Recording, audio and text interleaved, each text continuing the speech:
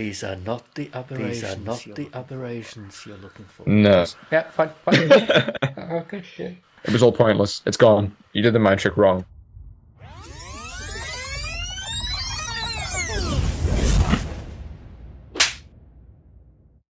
Hello again. I have been pondering lately, whenever we've spoken about lenses and focal length, there's been a brief aside about the images you get from different brands of lenses.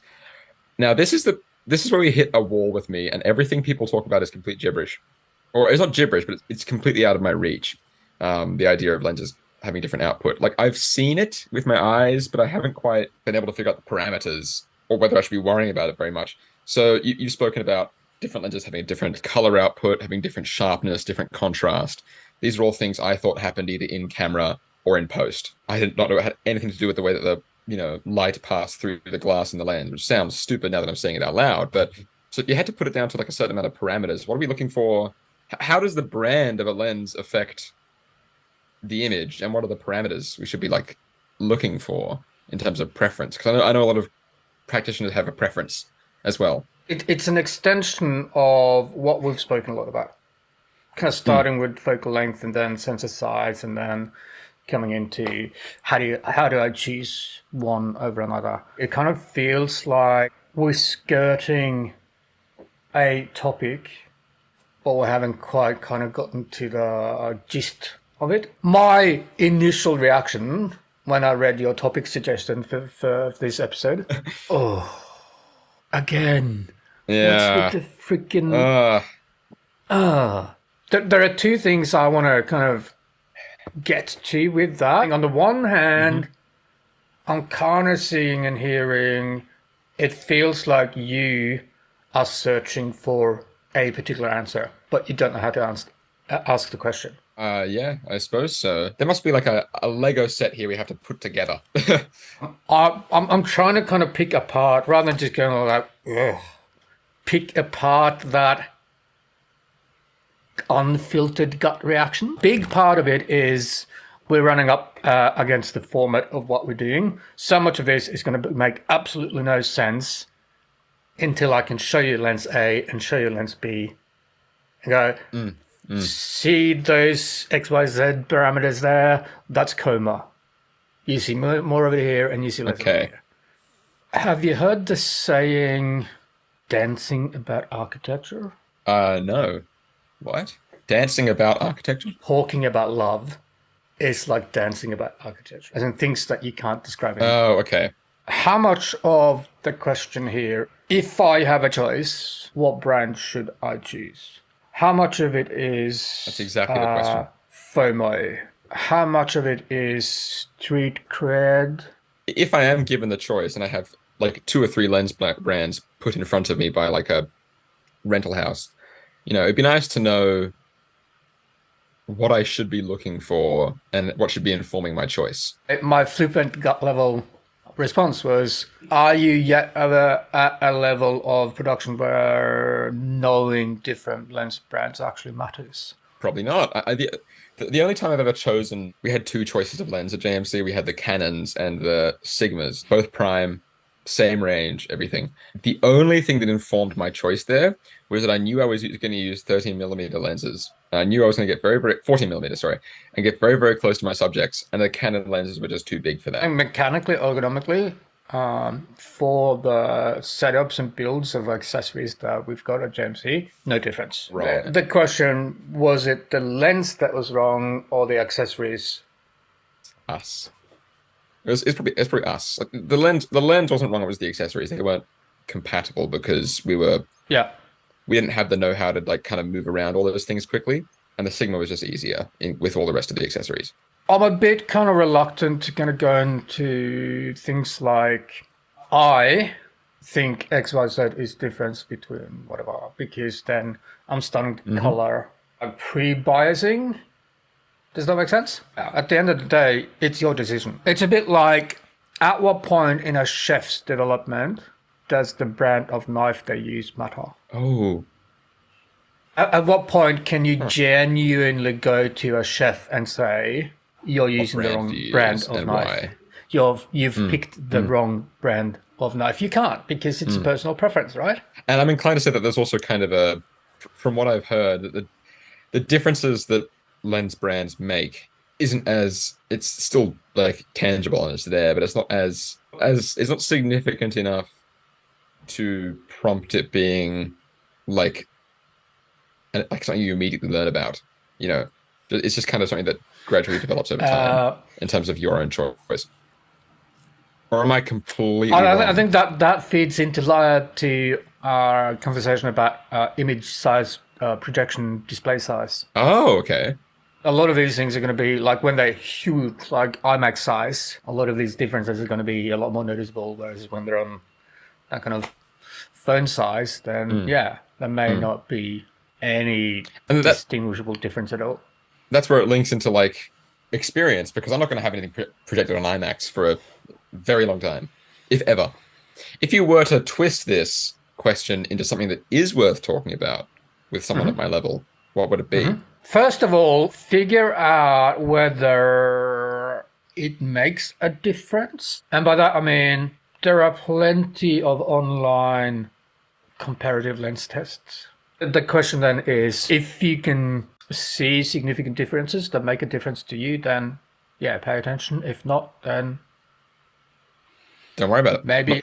That reminds me because we were talking about roundness the other day, and you sent me this video, this comparative video about roundness with two Yeah. different lenses. And I like within an hour, I texted you, messaged you back, and then made, is this the one that's more round? And you went, have you tried looking at Yeah. it on a bigger screen? Which was code for no. It was, yes. Did you notice the color differences? Did you notice the shadow Yeah, detail yeah, differences? I did. Yeah, I couldn't tell you from memory, but I could definitely tell that one of them was a little bit yellower, and that was really it. That was all I could ascertain in completely unprofessional terms. One of them looked a bit more yellow. One of them is also more saturated and the shadows are darker. That would probably be why my brain went, that was more yellow, because the subject was yellow. I can get a list a few things, but at the end of the day, it's all really about destination, deliverable, where are you going to be viewing Mm, it, and mm. then personal difference. The one that most people jump at immediately, first off the bat, is sharpness. I've heard that thrown around a lot. Yeah. That can be a little bit deceiving because what is sharpness? Beginners understand that well enough. I don't. That's for sure. That's why people can't go, they don't understand how much of an impact contrast has on perceived sharpness. And it's a lot of the same with contrast and perceived sharpness.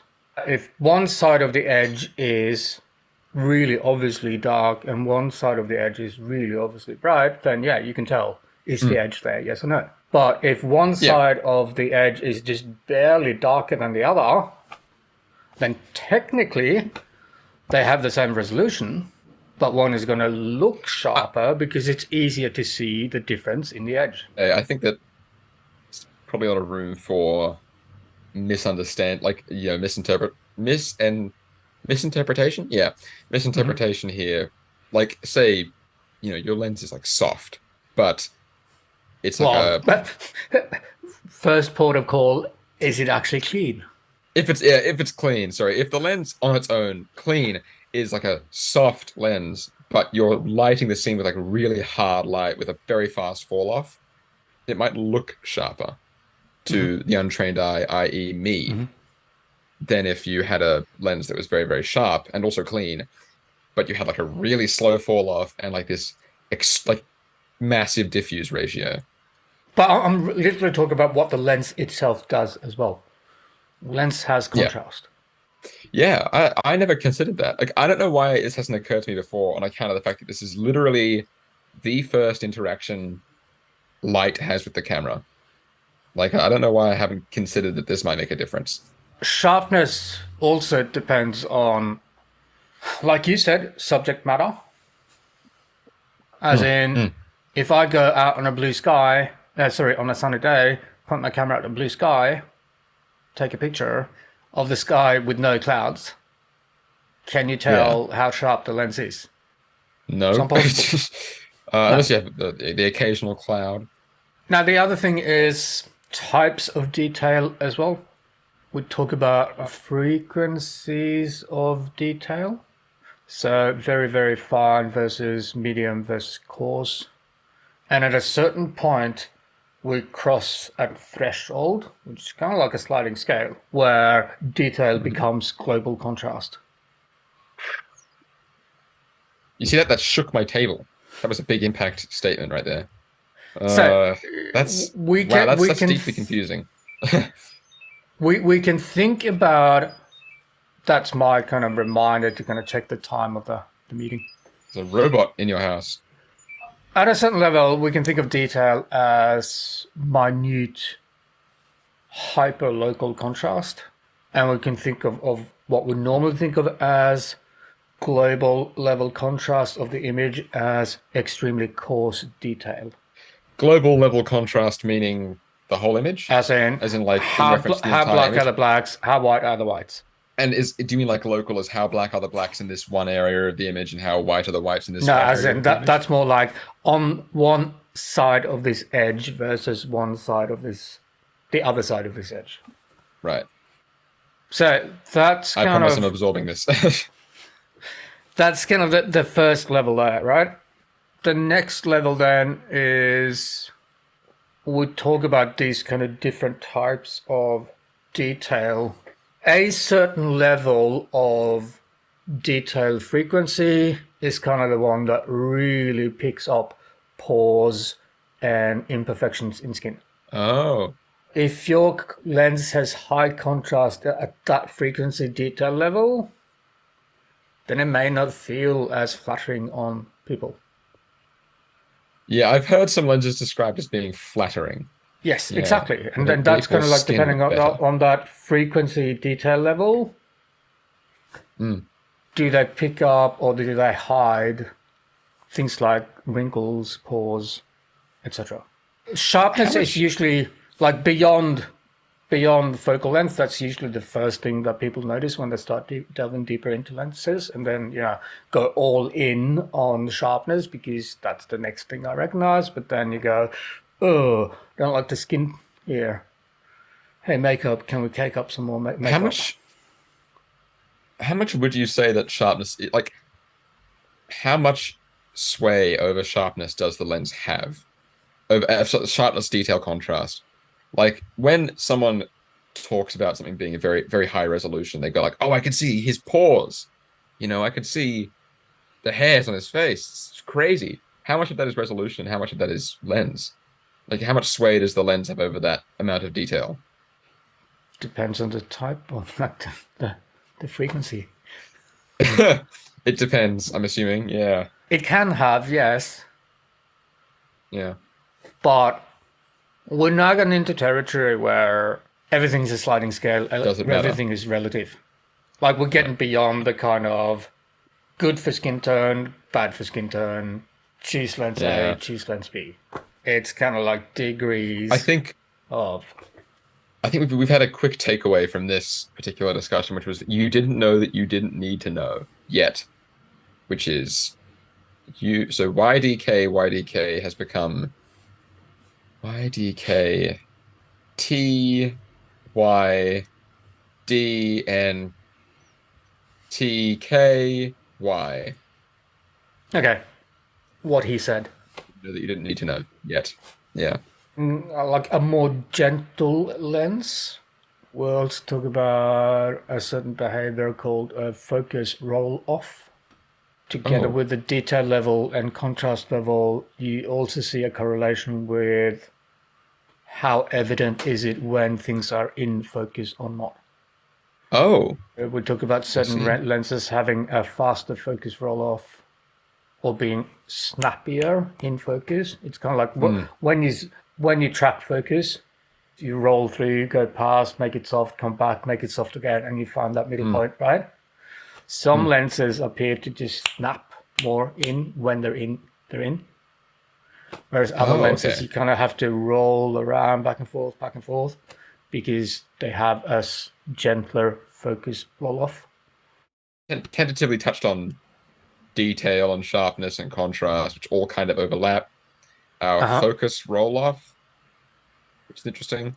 Part Saturation of was that mentioned as at one well. point. These are all, yeah, very, very And yeah, tentative stuff. Like general some, color this is, cast. There will be more than likely be individual variations within this. Even within oh man, one brand, one series or set of lenses, you may find individual lenses within that theory. wow. Okay, that's annoying. So much to think about. Give you an example. Would have been 2000s, early 2000, 2001, 2002 maybe. I was trying to source some Panavision anamorphic lenses for a low budget TV commercial. Panavision don't sell equipment, they're a rental company. So all Hmm. their lenses are made exclusively for Panavision. You cannot buy them, you can only rent them from Panavision. Damn. They're a worldwide corporation, so they've got offices everywhere.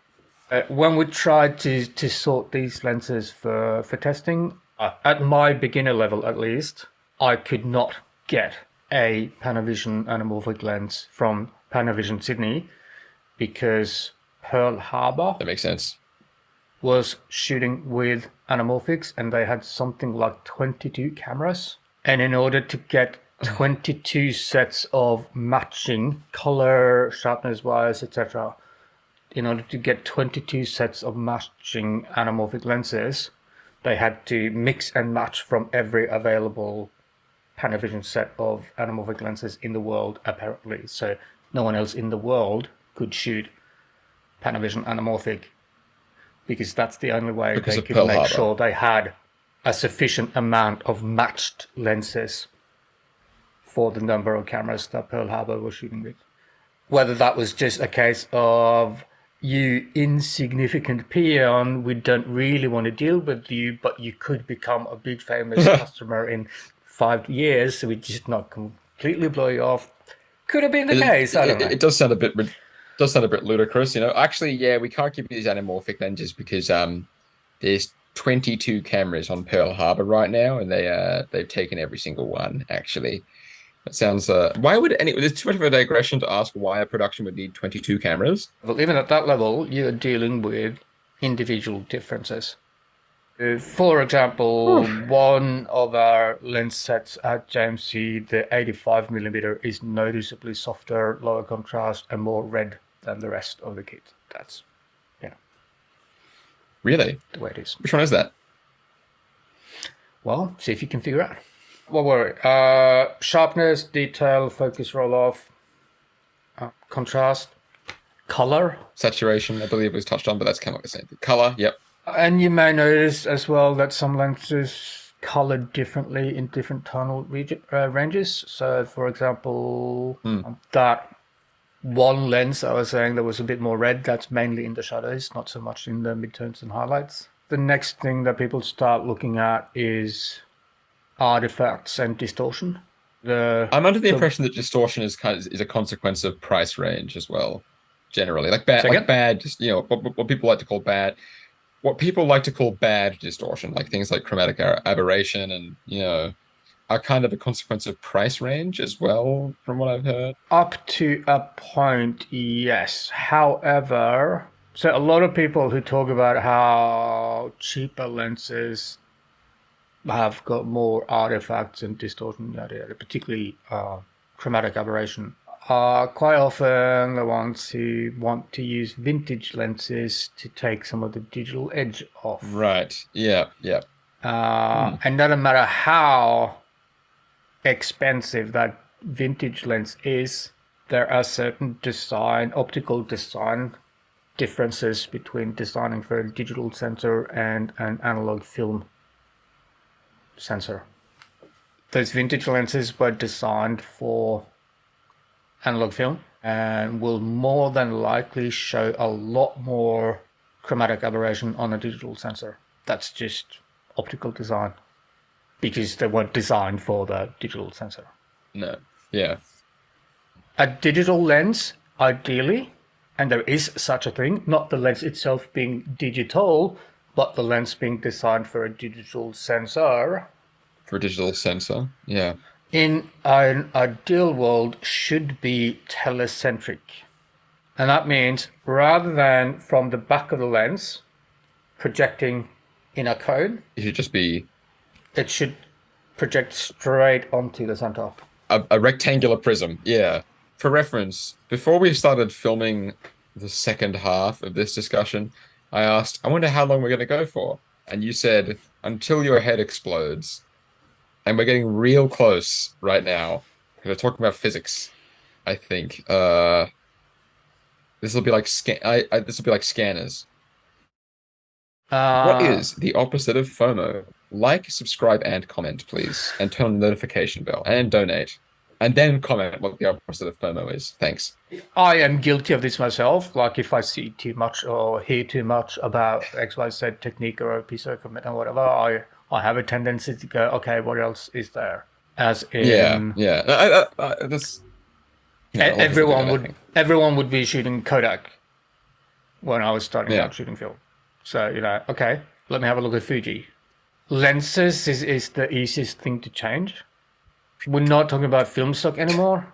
Different Oh, look, wait. then change the lens. Whereas back then, if you want a different look, the quickest way was to choose a different film stock. Change the film stock. Whew. Okay. For a moment there, I thought and I know that if I say this out loud, you'll say it's true. So I'm very scared. For a moment there, I thought that you were about to say certain lenses worked better with certain film stock than it did with others. And I was not ready for any of that conversation at all. And it's Yeah, to an extent, it's more like you yeah, I kind of think go.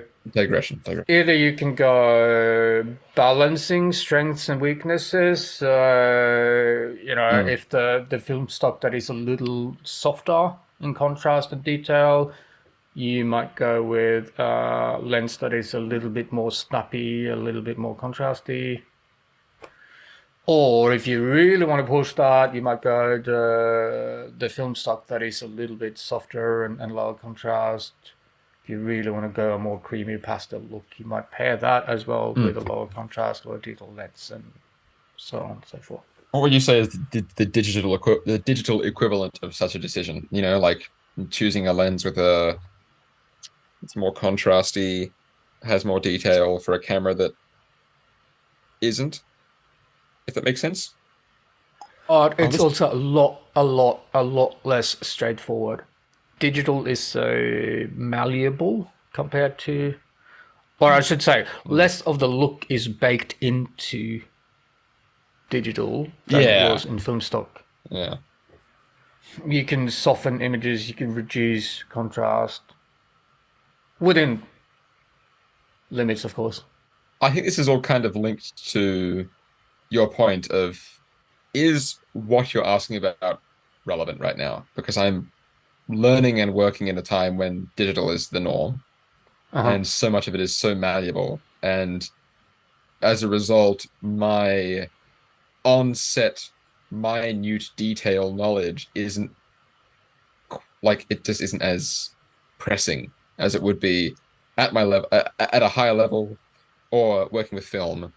Like there are so many things that can now be compensated for to an extent, and at my level, it's kind of worthwhile, to just learn how to compensate for certain things rather than learn the minute tiny detail of every single thing I can put in my camera to get an image that I want first try, if it makes sense. Don't necessarily want to face the reality that they may not have a lot of choice in these matters. It's like a don't So, touch the fish moment, they have sushi chefs don't touch the fish until like 10 years into working. given XYZ level of equipment, what are the boundaries that I should stay within to maximize what I can do with this? Rather than say lens brand A is better than lens brand B, but I'm only allowed to use brand B, hence I can't make great images, which tend to be the trap that a lot of beginners fall in. This is the performance envelope of brand B, which, yes, is Yeah. the worst brand, how can I mask the fact by staying within Yeah, that envelope by not pushing outside that envelope? which is so easy now. It's so much easier to mask mistakes than it used to be, in my opinion. Like just generally, I was doing some eyeline exercises the other Different, day, and different I mistakes, I would fixed say. I not yeah different not yeah different. I was doing some eyeline exercises the other day. I was doing a video for it, and I was shooting in my room with my shitty tripod on my bed to reach my height, and the framing sucked. But you know what I did? I fixed it in post. It's exciting. It's fun to be able to do that. Yeah. Well, the moral of today's story is you didn't know that you didn't need to know yet, if that makes sense. Like a scanner's moment. Like there'll be a point where I reach where I won't be able to take any more information in.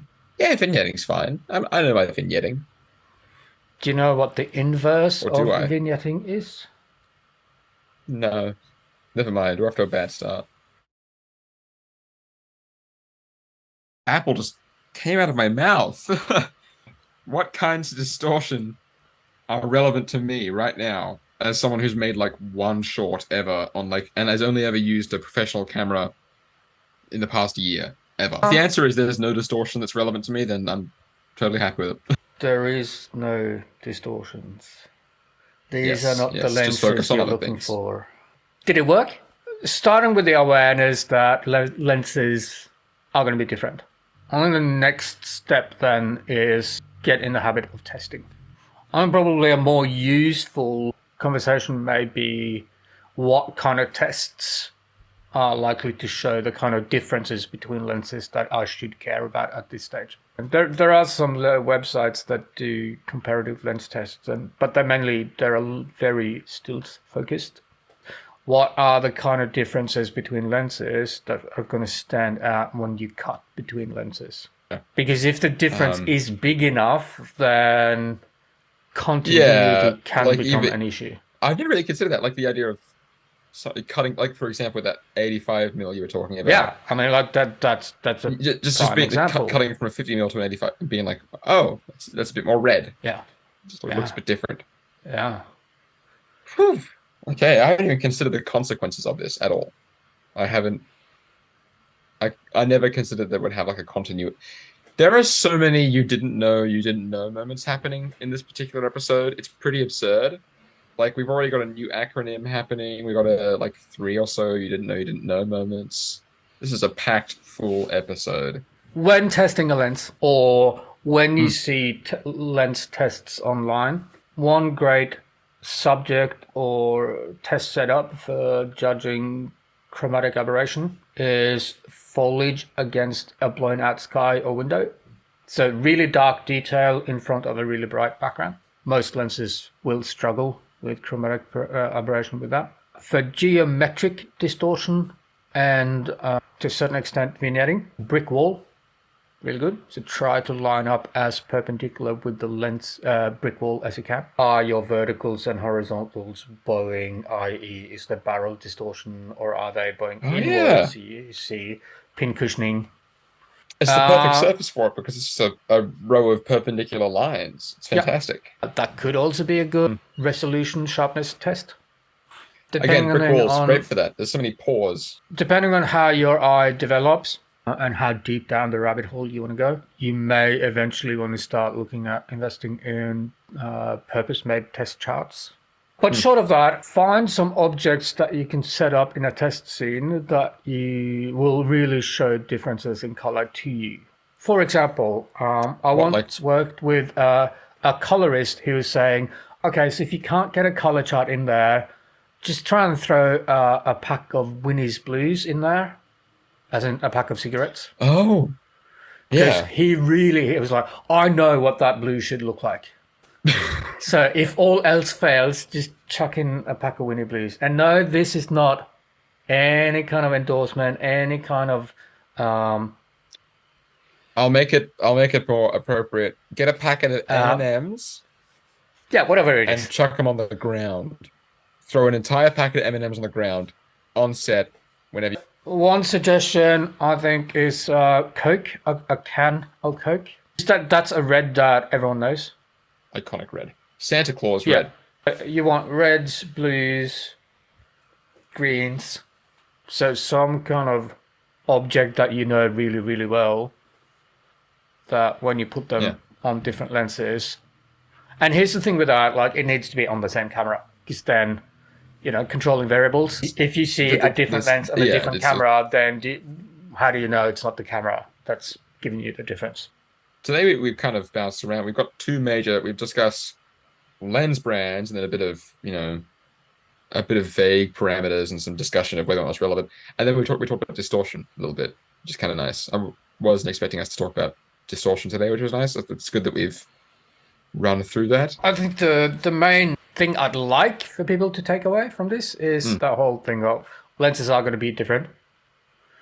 And just watch out, particularly when you get into prime lenses, where you're actually swapping lenses for focal length. You may end up in a situation where a lens looks different enough Yeah, that like it I can think become problematic continuity-wise. we've learned a very, very important thing here, which is don't necessarily spend time poring over the differences between different lens kits, but instead when you get the lenses you're given, because that's the level we're at right now, you get the lenses you're given, learn them. Like learn the differences between each lens in the kit, learn how to work around it, learn their quirks, be familiar with what you're working with.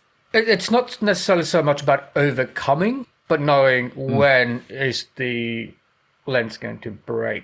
Not like physically, Right, don't yeah. break the lens, okay? When is the image going to break? For example, if I've got a lens that has a lot of chromatic operation, I know that I don't want to be shooting silhouetted subject against a blown out background. And also, I guess that there's one more wrinkle in it. Lenses generally will show a lot more flaws and will behave poorer at wider apertures. So some of these flaws may go away as you stop down. So the overall, I know you're not a big fan of blanket answers for things. If we were to summarize, know what you're working with. Be familiar with the tools you're given. How far can I take XYZ before I deem the image unacceptable to me? Wonderful. Again, it really does depend on the viewing size. At some point, when I finish my eyeline homework, my next homework, I'm going to get real familiar with this 18 by 55 millimeter, 18 to 55 millimeter zoom lens. Sorry, I would test my chromatic aberration if we weren't having catastrophic floods right now. Or do you have any final thoughts? It might be worth a conversation with the viewers. What do you think are going to be good kind of color rendition test objects? Any suggestions? Yeah, like what can beyond the cinnamon Winfield blues, camera? beyond the Coke can. What is an object that really going to show color differences to you? My parents are going to get home and they're going to see M&Ms scattered all over the floor, pages of the Silmarillion torn around everywhere. I'm staring at the sky, waiting for the clouds to go away. Won't be the first time. Yeah, give us your suggestions. What's a nice way of discerning detail and color and chromatic aberration and distortion? What are some everyday surfaces / items that you can use, that you can point your camera at and use it to discern that kind of thing?